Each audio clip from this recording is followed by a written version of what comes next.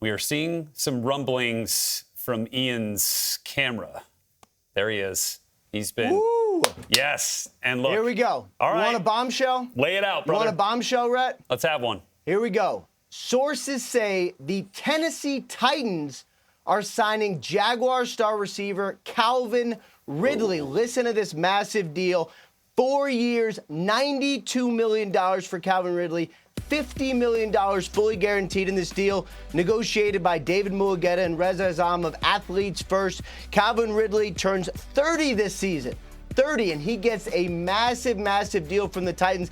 Everyone has been assuming, I think this whole time, that it was going to be the Jaguars, it is going to be the Patriots. No, it is the Tennessee Titans quietly lurking, working, and now landing a top free agent receiver. A massive, massive move for the Titans. Well done, Ian Rappaport. They're delivering some bombshell news on just as we were talking about, right? The deal that would have sent the third rounder to the Atlanta Falcons as part of that trade a couple years ago now. All right, so Calvin Ridley is signing with the Tennessee Titans. Rhett Lewis, Steve Wyche, Brian Baldinger. Thanks to Ian Rappaport for that news. So what do we think here? What do we think is Baldy? What about this AFC South arms race all of a sudden?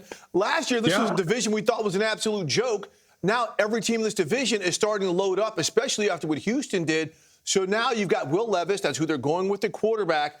You add Calvin Ridley. Oh, DeAndre Hopkins is here as well. They have signed Tony Pollard. Treylon Burks. They've got Treylon Burks right there. They've got Tajay Spears. So you're seeing an upgrade in speed, right? Playmakers on this offense. This is something, now that they decided to change gears from a Derrick Henry-based, run-centric offense to now potential explosive players in the open field.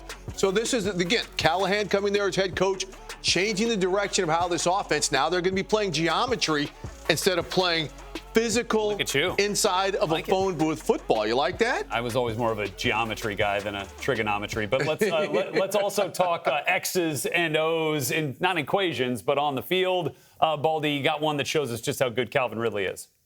Well, I mean, Steve knows him when he first got drafted by Atlanta there with Julio. I mean, he quickly became the number one wide receiver in Atlanta because of his route running ability, his ability to separate, beat man coverage, ability to be able to just separate from coverage. And here you get Calvin Ridley up at the top. He's a single receiver in a 3-by-1 set right here. You can throw the back shoulder fade. He sees the safety coming over the top from Buffalo right here. He's going to be able to stop.